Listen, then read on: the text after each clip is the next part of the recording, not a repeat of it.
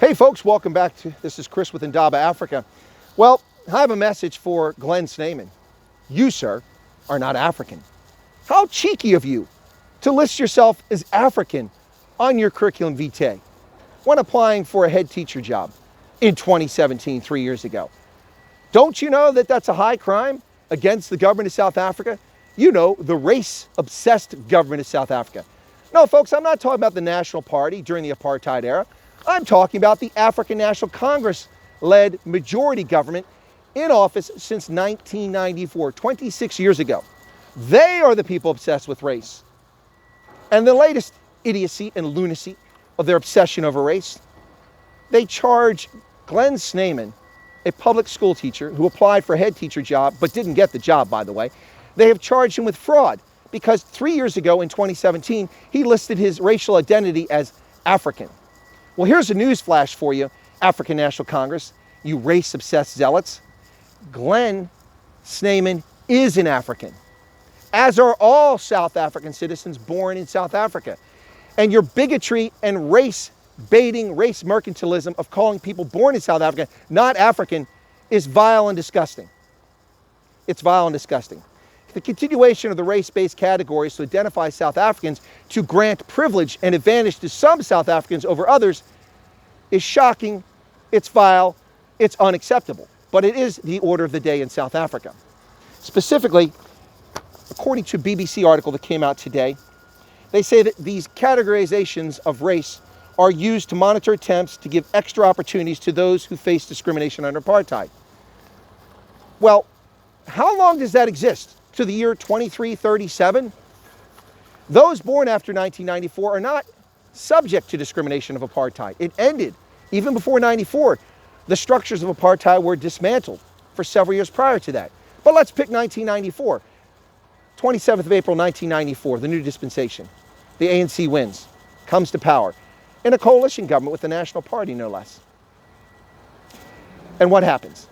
26 years later, the government still has race-based policies that give advantage to people who were discriminated against during apartheid. Well, one can make a legitimate or fair argument that those who were actually discriminated against during apartheid might deserve some sort of advantage in government tenders or employment opportunities. I disagree because that's bigotry and racism, but one can make a legitimate argument.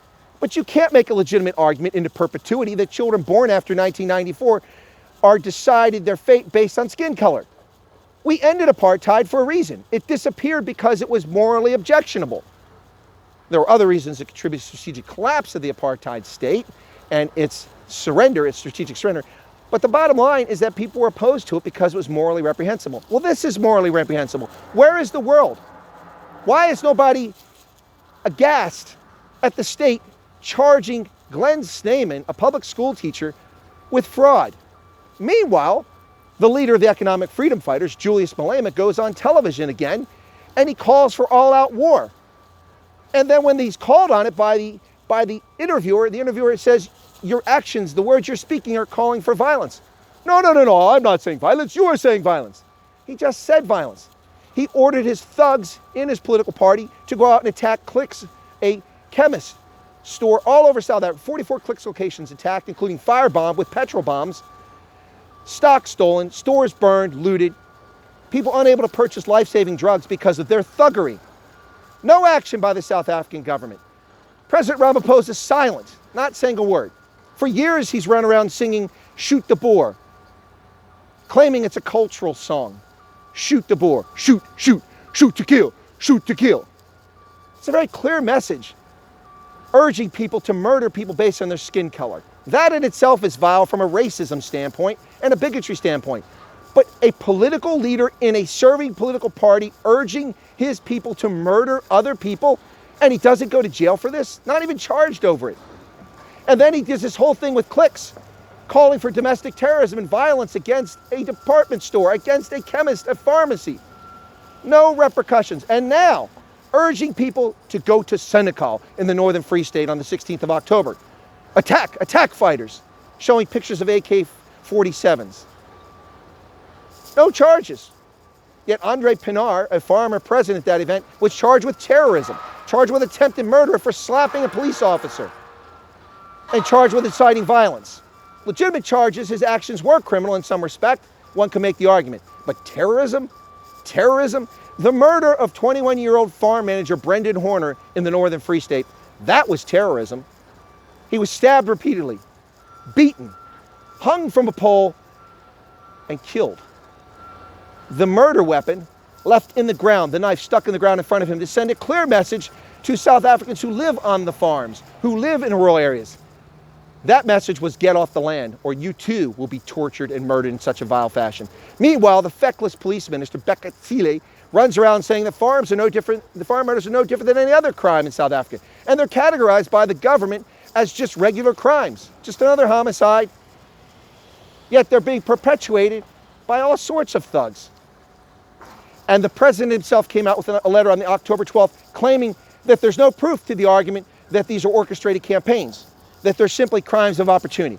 A crime of opportunity does not involve torture, murder, breasts being cut off, penises being cut off and stuffed in faces, children being gang raped, boiled alive in a tub, electrocuted, murdered and tortured with blow torches. These aren't ordinary crimes. Yet that is the reaction of the government of South Africa. Their race-obsessed nonsense. Instead of dealing with the issue of security, they break it into race, ignoring the fact that black farmers have been murdered, ignoring the fact that Indian farmers have been murdered. Just in July, folks, late August, we saw a 26-year-old mother on the Ayub farm near Wenen in KwaZulu-Natal. Her 4 and 8-year-old child in the room with her. The thugs drug her into the bathroom. She's 4 months pregnant. They slit her throat and murdered her. Indian. The government says nothing. It sits back. And when someone stands up, they accuse groups of standing up for security in rural South Africa of being perpetuating a myth about white genocide. No one's talking about white genocide. We're talking about ANC failure. ANC failure. And the failure to address thugs like Julius Malema, who are inciting violence and calling for terrorism, inciting a civil war in South Africa. Absolute silence. Why is Julius Malema not charged with crimes violating the South African Constitution and public order laws? Why? At some point, one begins to wonder if something else is afoot here. Why is Julius Malema allowed to run around and spew his nonsense? Let me read you the charge against Glenn Sneeman. The hideous offense of claiming he was African.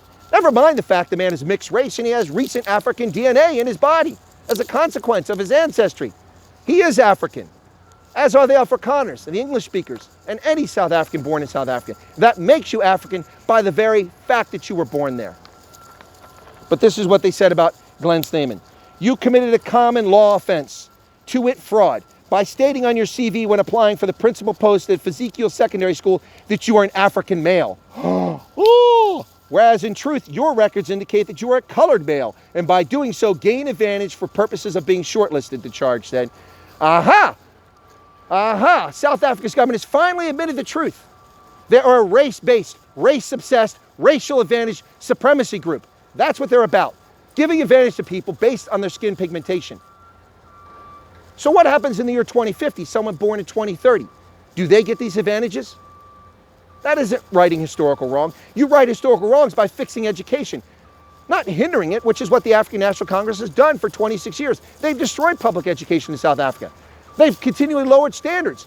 Even the apartheid government didn't have such abysmal standards of education for black African children. 30% matric passing scores? Do you want the structural engineer that builds your bridge to get 35 on his math score? Are you serious?